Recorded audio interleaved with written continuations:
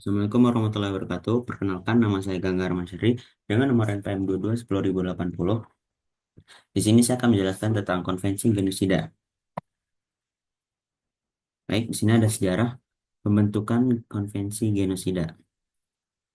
Perang Dunia Kedua yang berlangsung dari tahun 1939 sampai 1945 meninggalkan jejak kekejaman yang tak terkira. Salah satu tragedi terbesar yang dialami Indonesia adalah Holocaust, sebuah program pembunuhan massal yang dilakukan oleh rezim Nazi Jerman. Dalam periode ini, jutaan orang Yahudi dan kelompok etnik minoritas lainnya menjadi korban pembunuhan sistematis.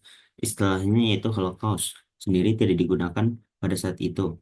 Namun istilah genosida mulai dikembangkan oleh Raphael Lemkin, seorang pengacara Polandia yang ingin menjelaskan kebijakan pemerintahan ini dalam konteks hukum internasional. Setelah Perang Dunia Kedua berakhir, Perserikatan Bangsa-Bangsa atau PBB bersama-sama dengan sekutu mengadakan pengadilan di Nuremberg, Jerman untuk mengadili para pemimpin Nazi atas kejahatan perang, kejahatan terhadap manusia, dan kejahatan kontra perdamaian. Di pengadilan ini, pembahasan tentang kejahatan genosida muncul selama persidangan. Hasil dari proses ini adalah deklarasi PBB tentang kejahatan perang dan kejahatan terhadap kemanusiaan pada tahun 1946 yang menetapkan prinsip-prinsip hukum internasional terkait kejahatan perang dan kejahatan terhadap kemanusiaan.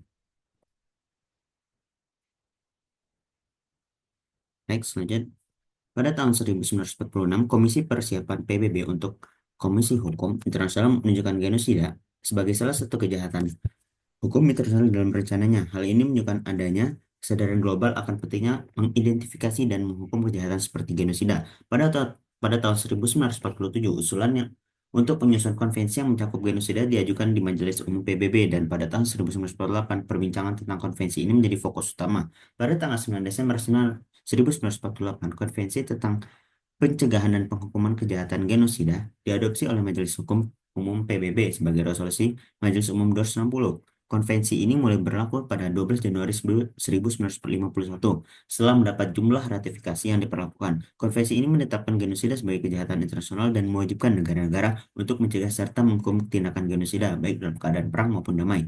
Konvensi genosida mengidentifikasi genosida sebagai tindakan apapun yang dilakukan untuk menghancurkan baik seluruh atau sebagian suatu kelompok bangsa, etnis, ras, atau agama. 5 perbuatan utama yang dimasukkan dalam definisi adalah yang pertama, membantai anggota kelompok, yang kedua menyebabkan kerusakan fisik dan mental serius kepada anggota kelompok, yang ketiga memaksa perubahan status politik, ekonomi, atau kultural anggota kelompok, dan yang keempat membuat anggota kelompok hidup dalam kondisi ketidakpastian yang mengancam kehidupan mereka.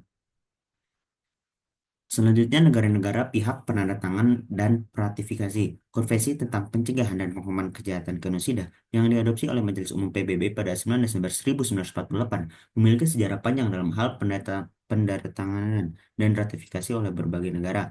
Pendatanganan dan ratifikasi. Satu, pendatanganan awal pada saat adopsi 31 negara menandatangani konvensi ini. Negara-negara tersebut termasuk Prancis, Uni Soviet, Amerika Serikat, Inggris, dan Cina. Selanjutnya, kedua, ratifikasi. Konvensi ini mulai berlaku pada 12 Januari 1951 setelah mendapatkan jumlah ratifikasi yang diperlukan. Hingga saat ini sebanyak 147 negara telah meratifikasi konvensi ini. Negara-negara yang meratifikasi termasuk Jerman, Jepang, Brasil, India, Afrika Selatan. Ketiga, penyimpanan konvensi. Sekretaris Jenderal PBB bertindak sebagai penyimpanan konvensi ini, yang berarti dia bertanggung jawab untuk menyimpan dokumen dan informasi terkait ratifikasi. Yang keempat, komitmen negara pihak. Negara-negara yang meratifikasi konvensi ini memiliki kewajiban hukum untuk mencegah dan menghukum tindakan genosida. Hal ini termasuk pengembangan legislasi nasional yang sesuai dengan kerjasama internasional dalam penegakan hukum terkait genosida. Yang kelima, ada tantangan dan implementasi. Meskipun banyak negara telah menandatangani dan meratifikasi konvensi ini, tantangan dalam implementasi tetap ada. Beberapa negara mungkin tidak sepenuhnya memenuhi komitmen mereka, baik karena faktor politik, sosial, maupun ekonomi. Kasus-kasus genosida yang terjadi di berbagai belahan dunia seringkali menunjukkan kesulitan dalam penegakan hukum internasional. Selanjutnya, penjelasan pasal-pasal dalam Konvensi Genosida. Konvensi tentang pencegahan dan penghormatan kejahatan genosida disetujui dan diusulkan untuk ditandatangani dan diratifikasi atau diaksesi oleh resolusi Majelis Umum 260A tanggal 9 Desember 1948 mulai berlaku 12 Januari 1951 sesuai dengan pasal.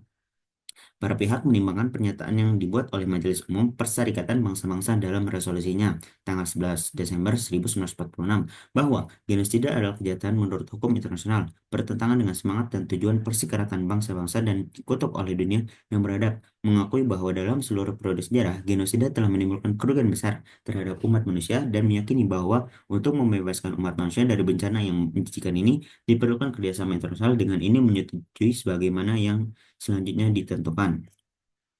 Pasal 1. Para pihak menegaskan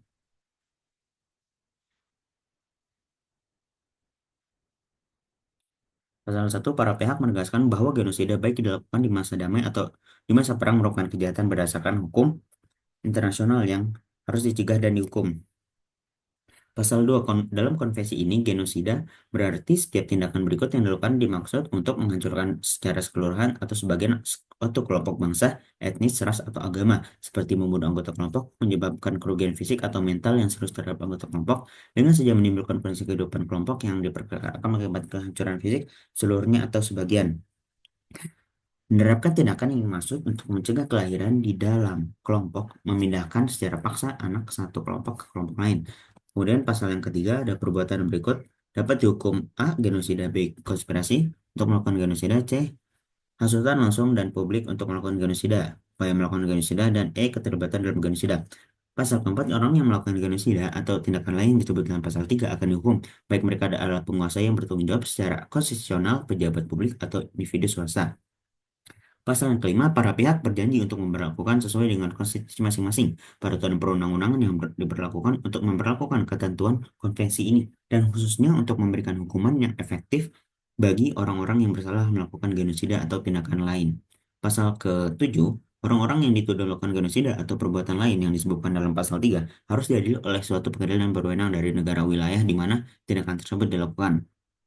Pasal ke-8, genosida dan perbuatan lain yang disebutkan dalam pasal 3 tidak dianggap sebagai kejahatan politik atau tujuan ekstradisi. Para pihak berjanji bahwa dalam hal ini untuk memberikan ekstradisi sesuai dengan hukum dan perjanjian yang berlaku. Dan pasal yang ke-8, setiap pihak dapat meminta badan-badan Perserikatan Bangsa-Bangsa yang berwenang untuk mengambil tindakan berdasarkan Piagam Perserikatan Bangsa-Bangsa sebagaimana mereka dianggap tepat untuk mencegah dan memberantas tindak genosida dan tindakan lain yang disebut dalam pasal 3. Tindak Kemudian pasal 10, perselisihan antara pihak sehubung dengan penafsiran, penerapan, atau penemuan konvensi ini termasuk perselisihan yang berkaitan dengan tanggung jawab suatu negara atau genosida atau tindakan lain yang disebutkan dalam pasalnya harus diserahkan ke Mahkamah Internasional. Pasal yang ke-11, konvensi ini yang teksnya dalam bahasa Cina, Inggris, Prancis, Rusia, dan Spanyol mempunyai kekuatan hukum yang sama, akan bertanggal 9 Desember 1948. Pasal 11, konvensi ini akan terbuka sampai tanggal 31 Desember 1949 untuk pendatanganan atas nama anggota Perserikatan Bangsa-Bangsa dan negara non-anggota maupun yang undang-undangannya untuk mendatangani telah disampaikan oleh Majelis Umum. Pasal ke-12, setiap pihak dapat sewaktu-waktu melalui pemberitahuan yang ditujukan kepada Sekretaris Jenderal Perserikatan Bangsa-Bangsa memperluas penerapan konvensi ini seluruh atau salah satu wilayah pelaksanaan hubungan luar negerinya menjadi tanggung jawab pihak pendatanganan.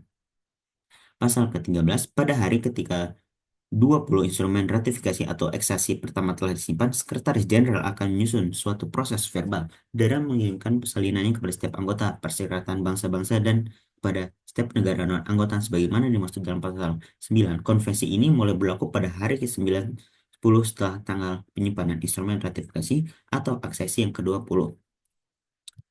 Selanjutnya,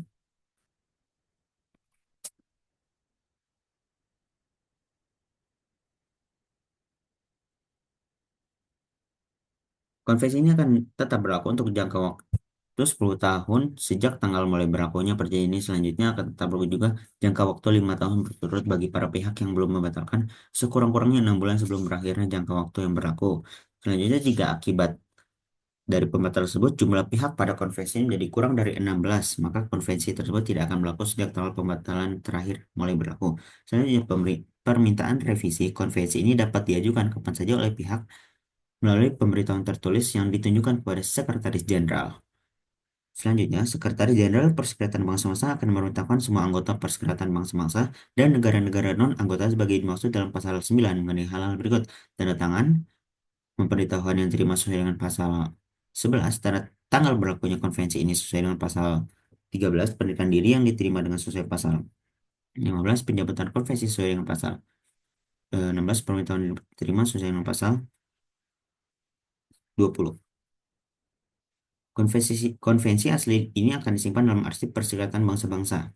Konvensi ini harus didaftarkan oleh Sekretaris Jenderal Perserikatan Bangsa-Bangsa pada tanggal mulai berlakunya.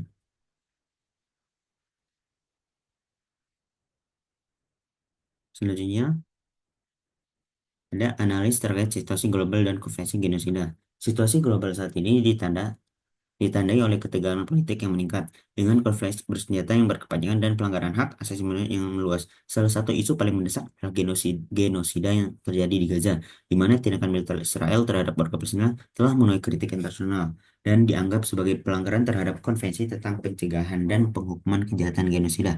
Dalam konteks ini penting untuk menganalisis bagaimana konvensi ini berfungsi dalam menghadapi tantangan global saat ini.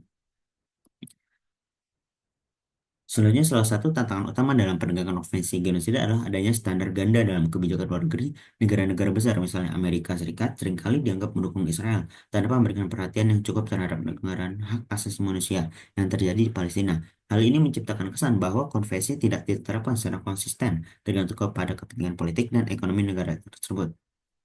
Dalam menghadapi situasi ini, solidaritas global sangat penting. Banyak organisasi masyarakat sipil dan individu di seluruh dunia telah bersuara menentang kekerasan di Gaza, menyerukan tindakan nyata untuk melindungi warga Palestina. Peringatan genosida Palestina menjadi momentum bagi aksi kolektif untuk menekan pemerintah agar bertindak sesuai dengan prinsip-prinsip konvensi.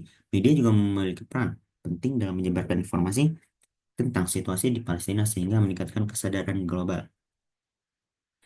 Selanjutnya, kesimpulan. Analisis terhadap situasi global saat ini menunjukkan bahwa meskipun konvensi genosida memberikan kerangka hukum untuk mencegah dan menghukum kejahatan genosida, tantangan dalam implementasinya tetap ada ketidakpastian politik, standar ganda dalam kebijakan luar negeri, dan dampak sosial ekonomi dari konflik, konflik pembuat penerapan konvensi menjadi kompleks.